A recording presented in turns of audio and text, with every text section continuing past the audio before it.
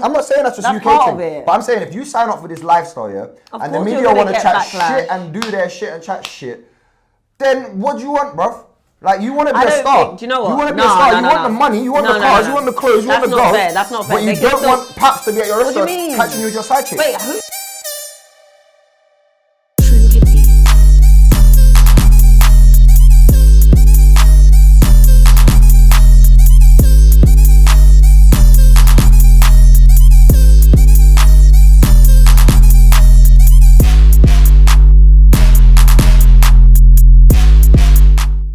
Dan, go through it. Tell me why you think blogs are not. They're dead, and I'll tell you why I Because think. people don't read anymore. No one really reads. No one cares for reading. Besides us, who like do care about music and stuff like that and entertainment, we all read it, but the general masses don't really care. I feel like people do read because technology is advanced now. We can read on the go. We can read in trains now. R.I.P. blogs. What do you think? You think blogs died, or what? I heard someone say this before, but I think it's just changed. We've changed the way we deliver content to our audience now. So I think that the correct term is it's not necessarily the death of blogs, but it's the evolution or the innovation of content. I think, well, I'm thinking about what blogs I go on anymore. And when I was younger, I think I'd go on like beauty blogs. And it's like how to do a smoky eye. And now you just do that on Instagram, my sponsored posts, because the Instagram algorithms just know me so well. You. They're all in my explore page. So I don't even need to read about it. I just can watch it. And that's the thing. I feel like blogs are just now transferred to YouTube videos and Instagram stories. And I think it's a bit of a shame because I feel like when you write something down, it's more considered, and also as a reader, you sort of spend more time taking that in and digesting it. I don't know if it's dying necessarily. I still think it's relevant, and to answer your question, I'm always on blogs, you know, and I'm always, and not even from blogs like I've got a specific one. I just know most of the things I want to find out, I go to Google, and Google will generally take me to blogs, and from the blogs I will then get into video content or other things, but I'm generally reading blogs first. I would agree. Like I don't necessarily think that there's been a death of the blog. I just think that it's just been a transformation of maybe like mediums and how blogs are formatted or whatever. Because like I still go on blogs, but then I think that is interesting in the last episode when they brought up of like how do you define like what a blog is, because you know it's just for me I go on websites that I feel are trusted that are just a hub of like all of the things I want to see. Now, like we can still read and stuff like that. Not in terms of reading like that. In terms but we're talking about blogs, innit? Yeah, so, but a long sentence in that paragraphs. And if you're passionate about what it is, you read. But the thing is, really short things. Like obviously, like what Jide said, it's transformed. It's vlogging now. It's vlogging now. So people like to see you talking about something rather than read it. Yeah, exactly. Because you could have said everything that you want to write down and just say it, obviously vlogging wise, and people will still watch it. Yeah, but that's still being transferred in the right way. So I wouldn't necessarily say blogging is dead. Is it dying though? Is it dying? Yes. But then at the same time, I think also there's a way for me personally. I think that these blogs could improve in terms of their social media angle. Yeah. Because really and truly, that is where everything's picked up. Really, that's why I think, to be honest, I used to love off blogs. I used to literally have my blogs in a list. I used to go on djsemtex.com. That was a legendary blog. DJ Semtex and Roy Thomas, they were the contributors. Wow. They put me on to J. Cole, Kendrick, bro, and they were early. I remember they had a whole era when this was My Beautiful Dark Twisted Fantasy times, yeah. Bro, even before, best blog, DJ Semtex. For that, big moves. You then went to Nation of Billions. You started Nation of Billions. And for me, it was just harder to get into it because at the time, social media has risen up. Yeah, my information is coming in like that. Exactly. A few brands, though, I still think consider blogs as quite important. So one of my friends is an influencer, and they ask her to do 2 posts and put it on a blog, her blog. So I don't know. I guess it depends on the reach, and they'd rather have 3 platforms of reach rather than just 2 or 1. I think coming from my perspective as somebody who like I had a blog in college as well as the blog that we ran now at GUAP and stuff. And from my perspective, I think having a website is like your little space within the internet that is kind of yours. You make the rules. You can do whatever you want to do. in that space. I feel like within Twitter and within social media and YouTube, you still have to kind of adhere to their rules and their community guidelines. Yeah. Whereas with your website, you know that, okay, if I put this link up here, it's going to be there for as long as I say it's going to be there. I could do whatever I want with that link, and all the traffic is coming back to me directly. So if an advertiser approaches me, all of that money is coming to me. Whereas with YouTube are like the middleman between me and the advertiser. Yeah. And I feel like that kind of takes away a bit of like the power dynamic there. True. So I will forever always advise having a website if you are a platform. Yeah. Because I also feel like, you know, you see people's Instagram page getting shut down and or things hacked. like that, or hacked. And it's like, that's so scary, you know, like, you know, you can just lose everything you built up, you know, in such a short amount of time. And it's not, who are you going to complain to Instagram? They don't even have a customer helpline, do they? It's a nightmare. It's true. And I think it's important, as you said, not necessarily gatekeepers, but just quality testers. You know, as you rightly pointed out, I think it's good for blogs to now not be discouraged and understand that they offer stuff that Spotify can't, and YouTube can't, and Twitter can't, and Instagram can't. They offer the ability to really, really curate at like a top level and create a powerful brand.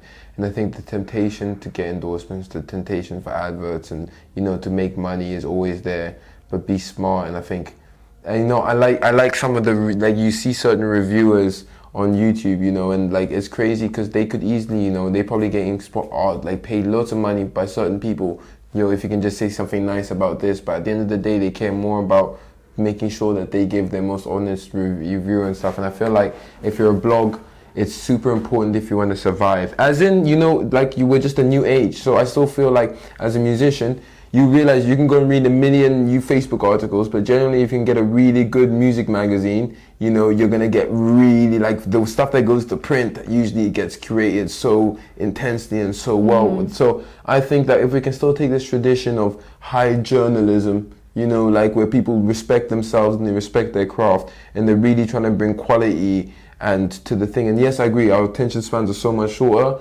and we want videos rather than reading full articles. It's a problem in itself because as young people, we really need to go back to reading, and we need to understand that this short span thing is not an okay thing. It's not, oh yeah, we're just short span, that's great, you know, let's just get videos everywhere. Like, it's affecting us. So definitely, like, it's all about, how to use social media to your advantage with these blog posts, because of the fact that we're on there most of the time. And what's going to make us click on the blogs is the social media content. The social media content. I think also what's changed is not necessarily the death of blogs, but like the death of like long articles, I feel like. So now we like short and concise information. We don't want like a long report or like a detailed, we don't want that. On the back of that though, I mean, podcasts have obviously risen in the death of blogs. Yeah. Now podcasts tend to be 45 minutes to an hour, the one I come across. Yeah. So wouldn't you say that's technically longer than a blog post? No, when but it's about an issue. Obviously, you're hearing it talking. When you're hearing, because we're so, you know, I wouldn't say we're much more personable, because we're not, because social media detaches us from a lot of people and the real world a lot. However, the flip side of that is the fact that everyone is like very well connected, and everyone is, I don't know, everyone seems very accessible. If you know what I mean. I feel like podcasts, you can hear someone, you identify with that person's tone of voice, their personality. You're almost talking back to the podcast when the podcast is like playing. But when it's blogs, it's like you're just reading. Blogging should be a top priority for B2B marketers in 2018. As you plan your content for the rest of the quarter or next quarter, it's beneficial to take a look at recent data to get a better picture of the current state. Click on that link. We're gonna digest this book. Let's digest this, bro. No way. Let's digest this. Besides Elliot Wilson, tell me your now.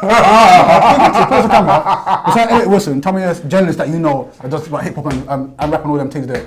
Besides Elliot Wilson, tell me. You have to tell me, because you said me. So you did reviews on that. Yes. Put this on camera as well. Yes. Put it on camera. Besides Elliot Wilson, who else do you know actively that writes about music, writes about the culture? On a daily basis. We have people that do that. No, but like, GM Daily. What are you talking about? Look, he wants branding. He wants branding. You're so dumb. That's not what we're doing right now. GUAP has writers. They write. They have writers. Exactly, so name them. You got. Do I know the writing Queen, bro? If you're that, Are you trying to think? When you read a book here, you know the author, don't you? You don't read a book without knowing the author, would you? Not all of them. No, but Not all of them. Sam, Not all of them. lying. Half of the stuff that you said. Wait, half of the stuff that you sent me on WhatsApp. Yeah, I know it because it's based on music. I don't know the authors. Yeah, but we know what it knows about though. We know everything. Exactly. But So when you go on Guap link and stuff, you know it's going to be about music. You don't necessarily have to know the writers. We do know the writers though. When you said blogging is not dying, but it is dying. That's why it's dying, because we don't know who's writing the things. No, bro, that doesn't make sense. That doesn't make sense. Streaming over physical sales. So, what was the last album you bought? Physical. Physical album, Stormzy. I know that doesn't. I know, but Everyone's that's saying because that. you know you wanted to get it to #1 and that. You lot actually going ham like that, yeah? Yeah. Okay. I had it on repeat as well on my. Yeah, that's what I did. Because Yeah. every 1,500 plays equals a record sale, right? Yeah. I'm waiting for the wink of acknowledgement from the expert in the corner. So. But so I was trying to play every song like 1,500 times because I'm broke, so I can't afford to pay for the album. So I would rather stream it 1,500 times and support that way. That's fair. And you guys, you pay for your Spotify anyway. Who, me? No, I don't pay for You do the Spotify. free one? Nah, I just got connects in it. Yeah. Yeah, streaming's winning. Streaming has By won. far. But like it accounts for over, I think, close to 60% of Yeah, like if not more. I wanted to correct you earlier. CDs are making their way out. Like it's not a question. Like it's not. Yes, because we have people still consume, but we have to look at we're not looking at currently. We're looking at next year, the year after. We're always planning ahead, especially in businesses. So your distribution is usually well ahead, and when you're about to take on an artist, you need to take into account time. So lots and lots artists and distributors and CD distributors, they're understanding, and shops are being closed for a reason, because CDs are making their way out and we're going into the digital world. Even vinyl, even though vinyl's making an exponential resurgence, it's still nothing into the monolith of Spotify and streaming, and even sorry to say, but digital stores as well, like iTunes, they're even struggling because streaming is so big, So like streaming is the future. It just comes into, and I love that you're here because a lot of this stuff, I learned at a workshop. Did you give this KFC out of 5? 4.5. Oh wait, out of 5 or 10? Out of 5. 2. 1.5. Wrong way. KFC didn't do that job. No. Go on, continue. Chicken connoisseur, she's coming for your spot. No, what was he saying? Fuck. No, yeah, the CDs, physical CDs. Obviously, physical sales have actually overtaken digital downloads. That's what's just been announced. So your iTunes buying the song for 99p, that is now the bottom of how music. Did you say overtaken or not? No, yeah, the physical sales is now higher. There's more physical sales than people buying digital sales. So then you going on now. No, there isn't. Yes, there is. Wait, hold on, I don't understand. Basically, yeah, so streaming is number one. Streaming is the biggest thing. Yeah. But now everyone's streaming. Like, I used to buy things on iTunes. Since I got my streaming, I don't buy shit. Buying things on iTunes. Like iTunes, you go on there, the what's it called? Is that called? Downloading, like digital download. Digital download. So digital download is at the bottom, because like people now they got streaming, they're thinking, why am I gonna buy this shit? So it's digital download, physical sales, then streaming at the top. Yeah. That's so what you 100%. But vinyl sales are going up. So contradicts itself, but physical sales are going down. Okay, cool. Kendrick is obviously an anomaly because Kendrick's different. Yeah, he did $1 million, so fair enough. But I feel like with other artists as well, like would you see, let's just say like the UK artists coming out now, people buying physical copies of their stuff? Hell no. No, I'm being serious though. Nothing wrong with that. Why do people think that what I say is mad? Hell no, no one's gonna buy a physical copy of like a Wiley and that. No, there's no offense. I would, but I don't think everybody else would. But you said I can't say that everybody else would because I don't know everyone else. Well, it's true though. You just basically don't know everyone else. You don't know. Let's be real though. Listen, there's a difference between being real and factual. Yeah, but that's it. There's a complete so you difference. think okay? You think everyone else would buy Wiley's physical sale of? I don't know. I believe Wiley fans, if they're really a fan like that, they will buy physical sales. You need to give back to the industry. No. I'm joking, but yeah, Stormzy's. I should have bought Stormzy's. You should have done. I'm just so out of the mind frame of buying albums though. Like, where did you I even got buy it it? online on Amazon. I get vinyl off Amazon as well. You buy vinyls? Yeah.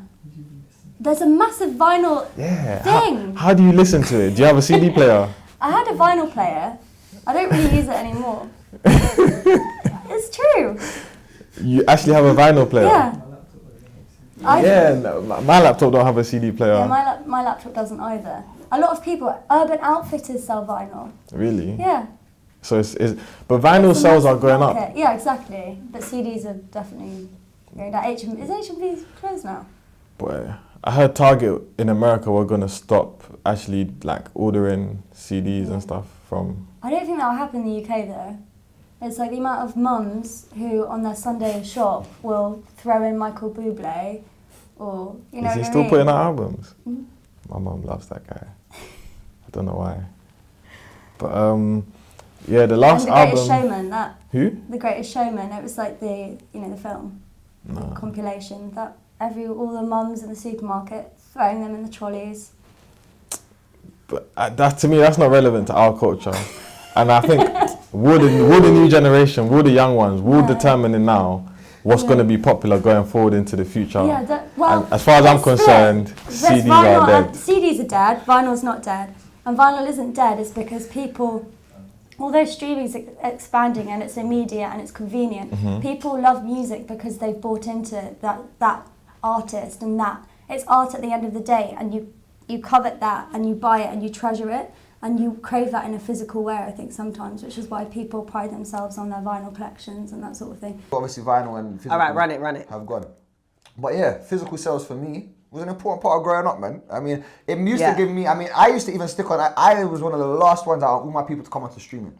Just because I had this thing with my head, and I think a lot of this younger generation are going to miss it because it's microwave nowadays. It's just disposable, boom, boom, boom. I used to always buy a record in order to have a feeling about the record, because if I pay £10 for the record and then I don't. All of this day and age, we still don't understand why we cannot make anything sonically that sounds as good off like the actual pin on a vinyl. Yeah, because I don't know like how it works. Like I'm not techie. Like I don't know how it all works and blah blah blah and like but like once you get a song, a record from what it actually is, compressed into the files into the sizes that we actually listen.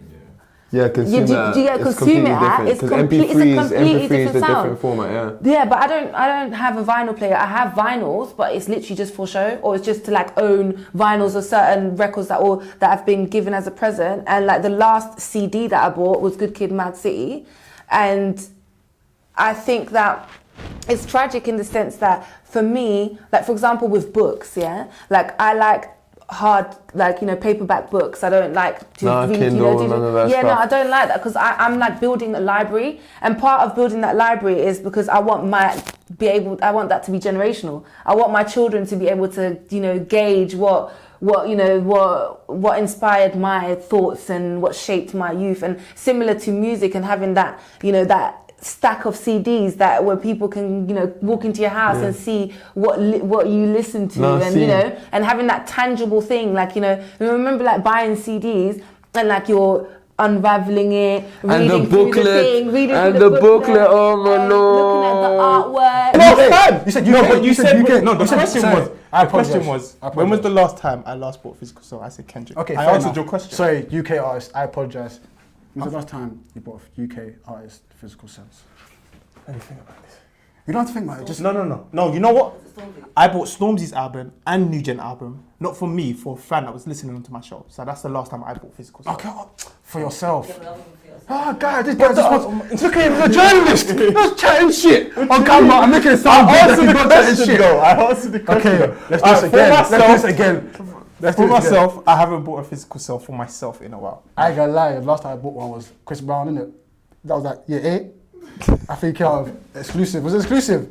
Now I'm on bang, bro. I had a little win in it. I had to buy it. The last time I actually bought something was Chris Brown and Neo. Actually, Neo's one. Yeah, because I had like a CD player and that. Like labels get out of the streaming pie, they get like between 50 to 60%. Yeah. Publishers get between 10 to 15%. And publishers is basically the songwriters, the composers. Do you get what I mean? And Spotify, I think, not Spotify, but like just digital streaming platforms, they have like a fixed 30% that they keep. So like even if publishers are negotiating with streaming platforms to get paid basically a bigger piece of that pie, it's like a no movement kind of thing. So like that is something that needs to change, and I think that you pointed that out, that is the conversation that we kind of need to have, rather than, you know, the whole CD and whatever stuff, because that's gone. We're just past that whole thing. Like, it's just deal with it. It's now about you know, adapting and making sure that everyone gets the fair,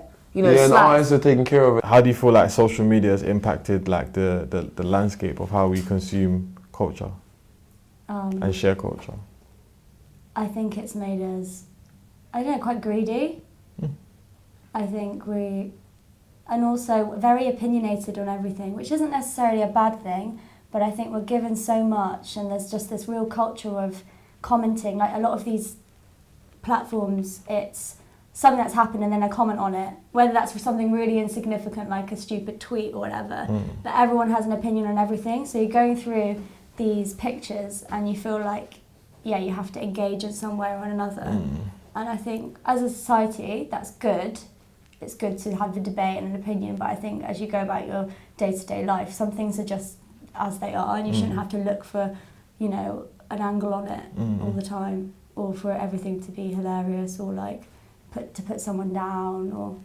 Yeah. Will we have TMZ in this country in terms of like that, where they're chasing our artists down? No, because our artists are too fucking boring. More time.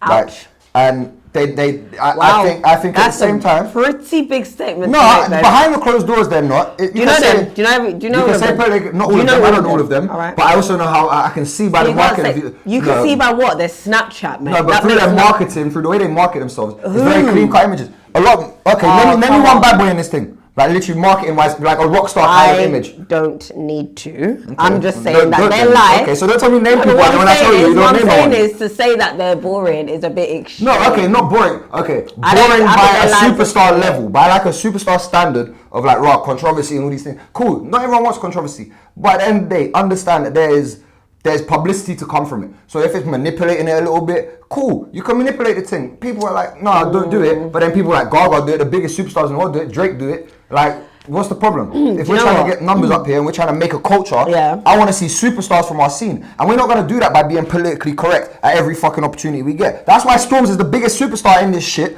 because my man comes out here, says what the fuck he wants, lives how he wants. I see the son the other day trying to be like, Maya Jam is leaving him for his lads' nights. There was weed on the table. What do you expect, bruv? His singles cushion cigarette, bruv. All right. Do you know what? No, because technically you're digressing a little bit, because the thing was, are we going to have like the TMZ? And I said no, because we're too boring, innit? And I think the answer is they just need to catch up to us. So I think that there's a certain level of gossip and celebrity news and whatever that is relevant to readers, and there's so many like gossip platforms, UK ones, that focus on the Love Islands and the Maya Jammers, because Maya Jammers reached that level of stardom, let's say, at the moment. So it's like they exist. Just because they're not in the form of the TMs or whatever, just doesn't mean that they don't exist. I just think that they need to catch up to us. It's cool because it is giving us somewhat freedom, but in other ways it's also locking us in, and it's locking our minds in, it's locking our taste in, and I think that we're losing. Like you can just look at younger generations and you can see the social impact it's having on younger generations if you want evidence of this. So we can look at the now, here and now. Look, my brother's made it. This guy's on this. We're talking about this. We have this celebration, and we're making all of these small wins. But again, we're getting in this trap of getting really excited about the short term that we're in right now and not really foresighting what's coming next. And I think that's a conversation that we need to be having as well. You know, it's definitely the blessing and the curse. Yeah, the blessing and the curse. It is the blessing and the curse, because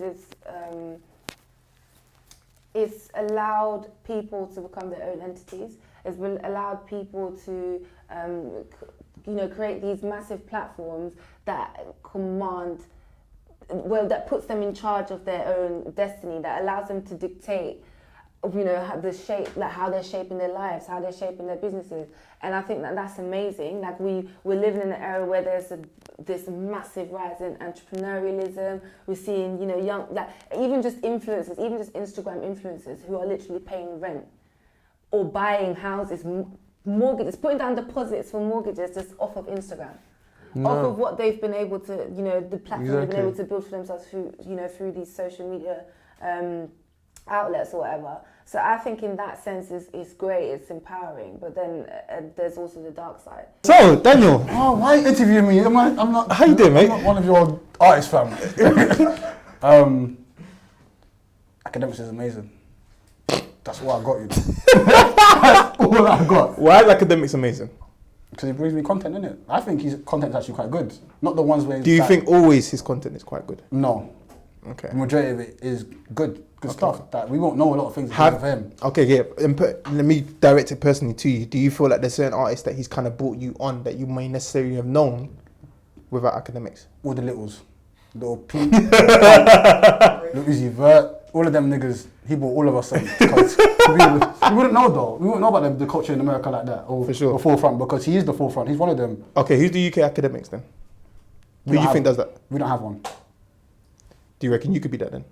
Nah, could never do that. Why? Could never do that. You love music though. I love music, but this academic, I just love music, but doesn't love music like that. He just likes the controversy and like all them killings and all them things, like Chicago thing. I don't care about that. I don't know. I agree, man. Like, I have so many perspectives on this because in my day-to-day life, I don't tweet anything. All I do is retweet, and on my Instagram, everything I post is with a purpose. And I feel like that's because I only started on social media because I was trying to use it for business. Yeah. And I think that's the benefits to it. If you're using social media as a marketing tool, it's only a good thing because it's attention that you never would have got if you wasn't on the platform. Yeah. So people like academics, he got famous off of doing this whole war in Chirac thing where he was literally documenting real life gang situations, people dying and people going to jail. And he still catches a lot of stick for it because it's like people saying, well, you're kind of profiting off of like our pain and our hardship. But for him, it doesn't matter what the hell you're commenting under his pictures.